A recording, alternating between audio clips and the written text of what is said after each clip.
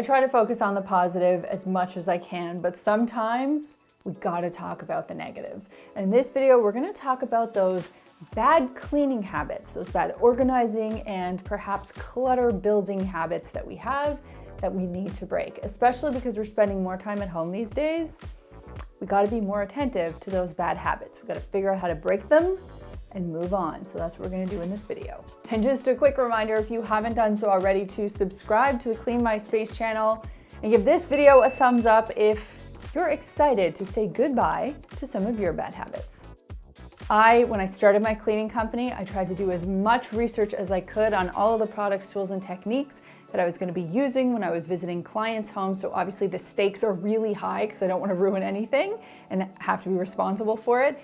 But there were times where I made mistakes that actually cost me, and I would not want for you to make those mistakes in your own home. So a few examples would be using the wrong cleaning product on a natural stone surface. For example, if you use an ammonia-based glass cleaner or vinegar, that can actually etch the surface. There was one time I was at a client's house and someone I was working with put a bottle down on a marble countertop, lifted it up, and there was literally the print of the base of that bottle on the countertop. I nearly fainted.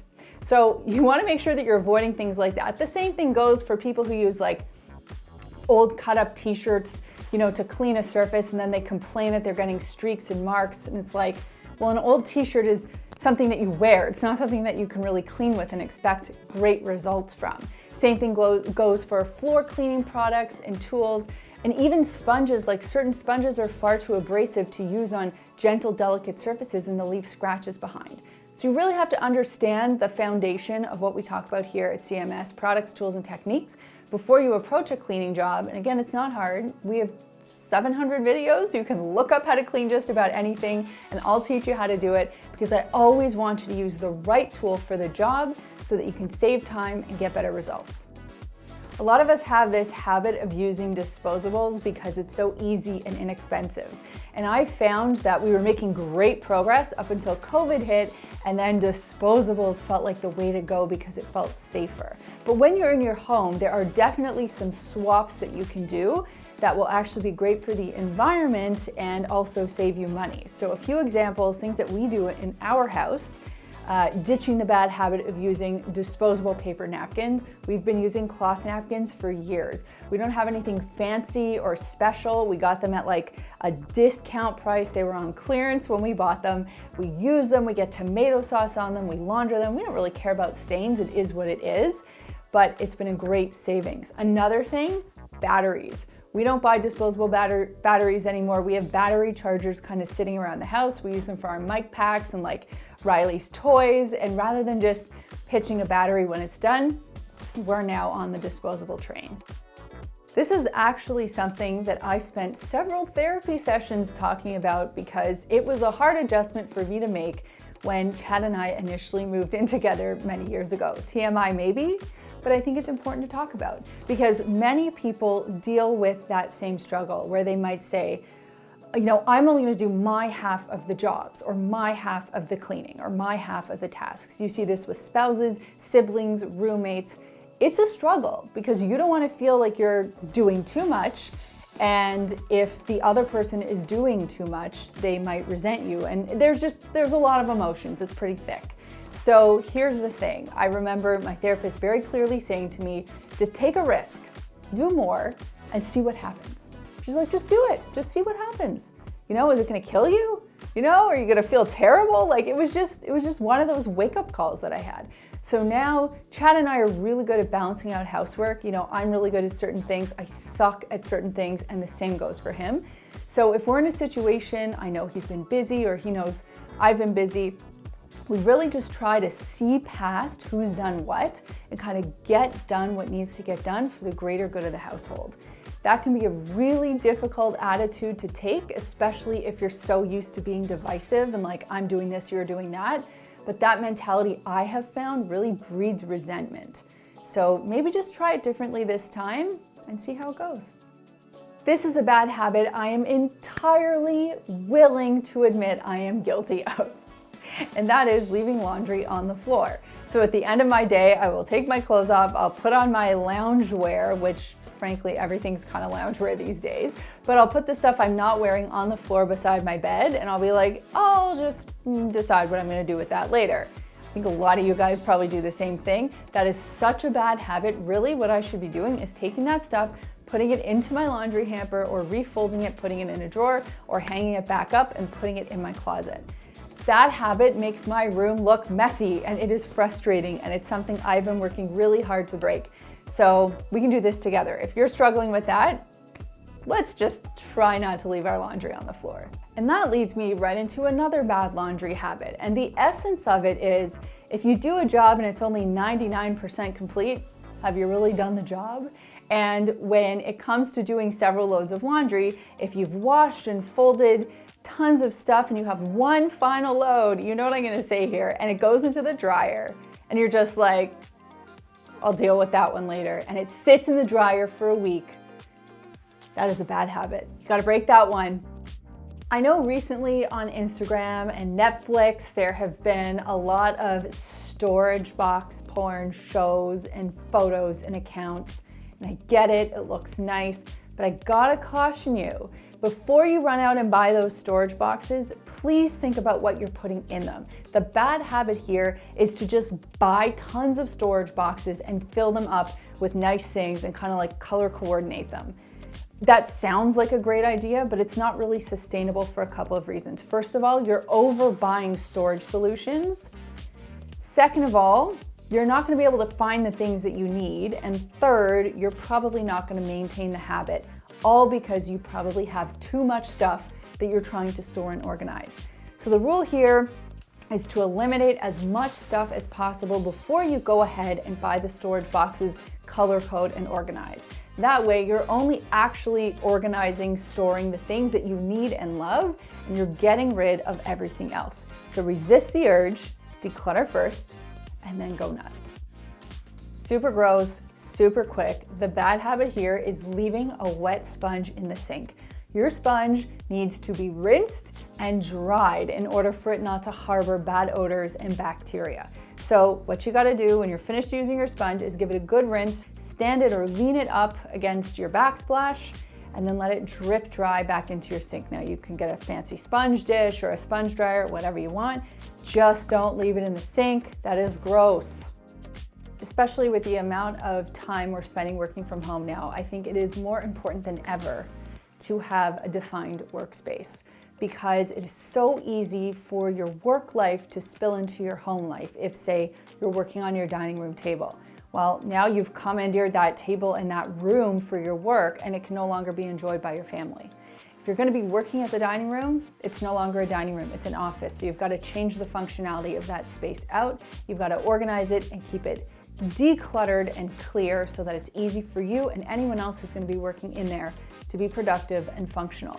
Whether you have a really small space in your home, like a corner of your bedroom or a little nook in your hallway or a full office like me, it's really important to have a defined space for you to do your work, to keep work life and home life separate.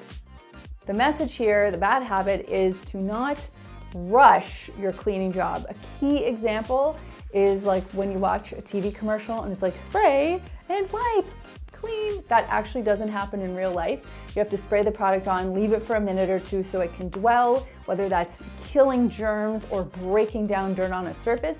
Then you wipe it clean. So don't fall for what you see in commercials. They're paying for 30 seconds, so they got to get their message out in 30 seconds. But in reality, when you're cleaning, you actually have to let the product sit and do its work. So break that cleaning habit of trying to rush a cleaning job, because you're only going to have to redouble your efforts, and you don't want to do that when it comes to cleaning.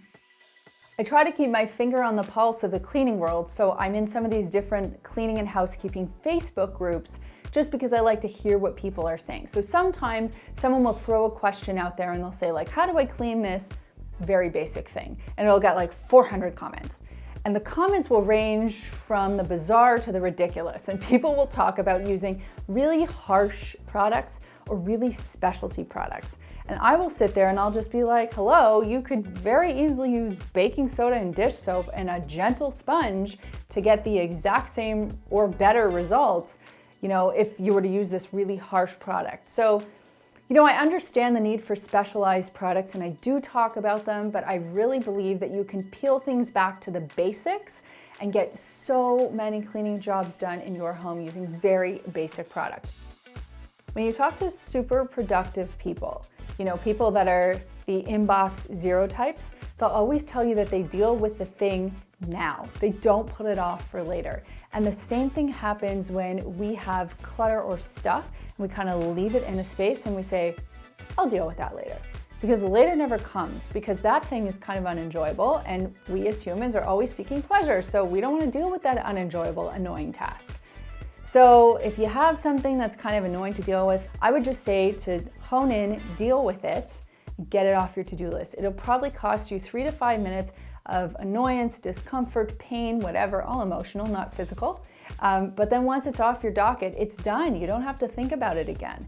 So the bad habit is to just put something and leave it for later. Later never comes. And the antidote to that would be just kissing the frog, doing it right now, and getting it off your plate. Not having a good getting home routine just makes the front entryway of your house look like a freaking disaster. And I was already struggling with this like my whole life, but then add in having a toddler who's kind of like me in that way, who also just rips her stuff off and then runs in to see her dad or the cat or toys or whatever. Oh my gosh, our front entryway can get messy so quickly. So we've really had to rein it in recently. And if you have a messy front entryway, I would just recommend a getting home routine. This is something that I have been really good at for parts of my life and then really not good at for other parts. I think you need a few supporting features here. First, I think you need somewhere that you can put things down temporarily so that, you know, you can kind of just rest them, hang up your coat, take off your shoes. Also, I think having an efficient coat hanging system is important, as well as an area for your shoes, a shoe mat. And then kind of having rules, like we can't have 12 pairs of shoes out here. You can only have 1 pair of shoes. Everything else has to kind of go into a closet or longer term shoe storage. I'm not dissuading you for 1 second from watching my videos or any other cleaning videos or content out there online. But the thing is, I know some of you, well, more than some of you, watch our videos instead of actually clean your own home. So the habit here is watching instead of doing. And what I would say is to use our videos as a companion or a motivator to actually clean. So have them running. I know a lot of people do this. They'll have our videos running on some screen while they're actually doing the work. And many people have said, like, hearing my voice or another creator's voice that talks about cleaning or just watching them kind of clean alongside helps get them in the mood. It helps motivate them. It helps them feel like someone is there with them and they're not alone. So the next time you find yourself sitting on the couch passively watching cleaning content, stand up and clean along with me. And you probably know that I'm a really big advocate for being good to yourself and, you know, minding your mental health. And I think a really bad habit that people get into is being too hard on themselves. Especially now, especially with what we've gone through, especially with what we might get back into.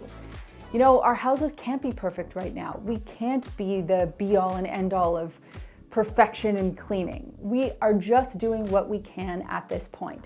So the next time you find yourself beating yourself up about how clean or not clean or organized or not organized your space is, just let it go. Be good to yourself. So now that you know those bad cleaning habits and the fixes for them, I'd love to know in the comments down below, what is your bad cleaning habit? What do you want to talk about? What do you want to get off your chest? The couch is open. If you want to see what we're up to during the rest of the week, you can follow along on Instagram. I'm at Melissa Maker. Chad is at the Chad Reynolds. The two of us are at Clean by Space, and our products are over at makers.clean. Here are a couple of other videos I think you might love, and if you want to learn more about Makers Clean microfiber products, you can click this button right over here. There is a button down there that lets me know you care, so click it if you liked this video, and click this button right here to subscribe and begin your journey to a cleaner life. Thanks so much for watching, and we'll see you next time.